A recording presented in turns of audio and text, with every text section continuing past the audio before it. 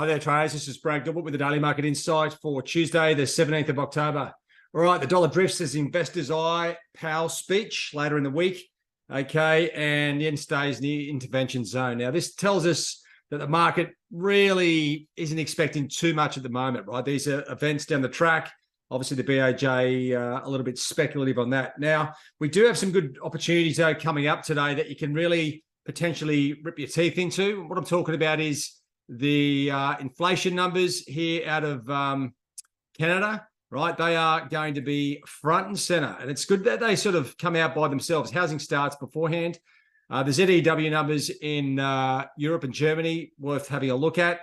And then we pace it through, sort of nice little break there. We've got the US retail sales, and then you've got an hour or 45 minutes before the industrial production numbers. Now, this week, so I'll come back to dollar CAD, but this week we do have, as a lot of the services are showing, a lot of Fed officials speaking this week. Now, we saw this last week. There were some Fed officials coming out saying, you know, we're at the top of the interest rate hiking cycle, all these sorts of things. It's going to be interesting to see if that continues. Like Wednesday, right, we got, you come down here, Waller, Williams, Bowman, Harker, and Cook all speaking.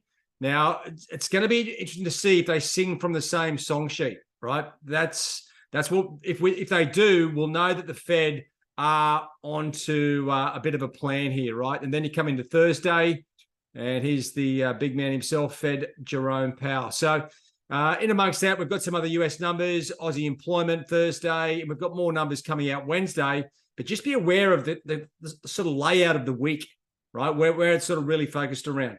But today, okay, Canadian numbers, as I was saying, are the key component here. Now, it's worth having a look at the Bank of England's statement to see exactly what they're thinking about inflation. Otherwise, you can come back over here and start to sort of piece it together around what's happening with dollar CAD. Now, we like, this is the problem, and this is why the loonie is always a tricky one to trade. Oil is such a major dominating factor here, right? And we do have the, you can see where oil jumped up $3 at the start of the Middle East situation. Now, that gap has been closed. I've had a few people ask me, do you trade the gap, closing of the gap? No, I don't, right? It could keep going. It's more of a myth than anything else.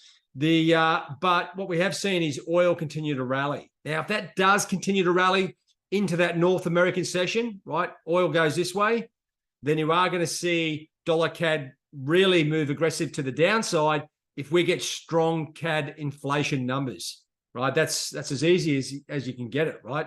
It's a bit of a piece together the situation, but and we saw this actually take a leaf out of last week's US CPI number. Now, last week's US CPI number, this is sort of like in the balance.